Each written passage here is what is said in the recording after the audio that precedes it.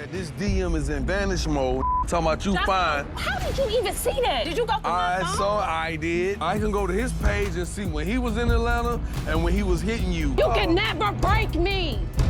Ever. I'm trying to get some money. You. No, you. You. You. I'm done with you. You're dead to me. Divorce. Get the papers.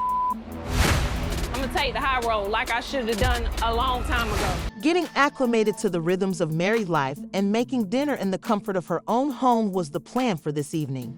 Kendra had no idea that everything was going to collapse.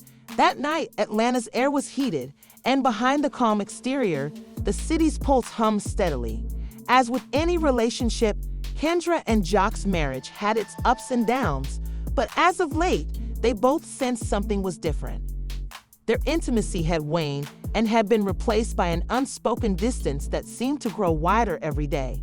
Kendra had hoped that could withstand the silent storm, that whatever threatened to destroy them would be vanquished by their love. She didn't know, but that Joc's perspective had changed.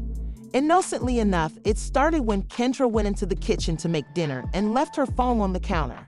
Having always had complete faith in her, the Joc found himself staring down at it. He wouldn't often delve into her private life like this, but something was off. He had been having uneasy thoughts recently that he couldn't get rid of, and he had the unnerving impression that Kendra was restraining herself. Even though he knew deep down that asking for the passcode would be a betrayal of the trust they had worked so hard to build over the years, he didn't even need to do it. Kendra made a mistake that would ultimately lead to her demise. She never thought to lock her phone. Joc's blood froze as he stared at the screen, and his hands trembled slightly when he opened it. The communications were not only polite exchanges. They were secret and brimming with enticement and coded promises. Joc's heart broke more and more as he read. These were not your average discussions with friends or coworkers. They were filled with deep relationships that felt too intimate for consolation, desire, and private admissions.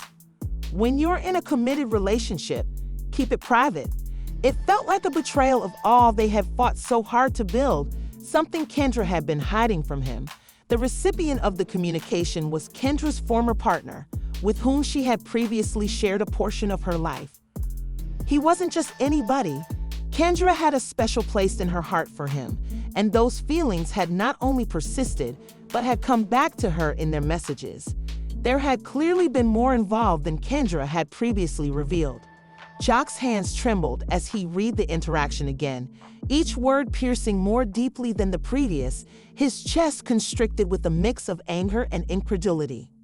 A sentimental matter, Kendra noticed the Joc standing there with his phone in hand, his face white with shock and rage, and the tension in the air when she came back into the living room. She quickly realized what was going on because he had seen the messages, as evidenced by the icy, accusing expression in his eyes.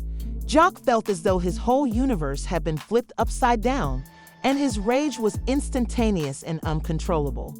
All of the commitments they had made to each other and the love he had invested in their marriage suddenly seemed insignificant. I like the spot. Me too. Energy good, good crowd. So what's really going on with you and Mario?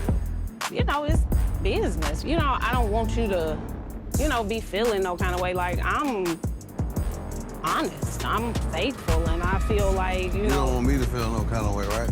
Mm-hmm. But if I was dealing with a woman who was sending me hard eyes in my DMs, talking about I'm fine, talking about I'm sexy.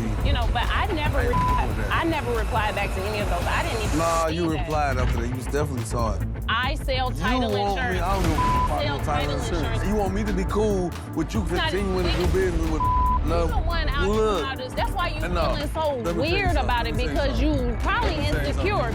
Don't try to twist this up and point the fingers at me. I saw the receipts. And if you want to sit here and play these mind tricks with me, I'm gonna really feel like it's more to this, and I ain't with it. I see that this DM is in vanish mode. Talking about you fine. How did you even see that? Did you go through my phone? I did. I can go to his page and see when he was in Atlanta and when he was hitting you. I'm not gonna play with you like that. If you want to play kid games, I'll be out. Go play with your kids. Go play with your baby mamas. Don't play with me. I'm talking about this specific Because I'm situation. gonna break you the down. You can never break me. Ever. I'm trying to get some money. Well, go get some money with somebody else who ain't trying to. You. You can never break me, ever. You. No, you. You. You. I'm done with you. You're dead to me. Divorce. Get the papers. I'm gonna take the high road like I should have done a long time ago. Good. Joc's voice broke the silence before she could say anything. His voice was quiet and savage, a silent rage that left Kendra feeling utterly unsettled. In an attempt to maintain the shaky relationship she had with Joc, Kendra had intended to hide this part of her life, but suddenly everything was in the open. The flirtation, the talks, the secret connection, and it was directly glaring at them both. Kendra's voice was shaking as she continued, "I can explain, but the harm was already done." Joc wanted to know the truth, not an explanation. He stated, "This is what you've been doing behind my back." He pointed to the phone in his hand as though it were an accusation in and of itself, and his voice raised in a mix of anger and hurt. Kendra had never intended to harm him and had never thought that her actions would have such a terrible effect, but here they were, and there was no turning back the clock. The agony in his eyes was more intense than she had anticipated. "This is not what I intended to happen." Kendra made an effort, but her words seemed feeble and powerless in the face of a maelstrom of emotions. His accusation weighed heavily on Kendra's chest, smothering her as the words struck her like a slap in the face. Although she wanted to make amends by apologizing and explaining what had happened, she realized deep down that words could not undo the mess she had made and that she had betrayed his confidence, which was almost hard to mend. Joc was unleashing, he remarked sorely, his fists balled up.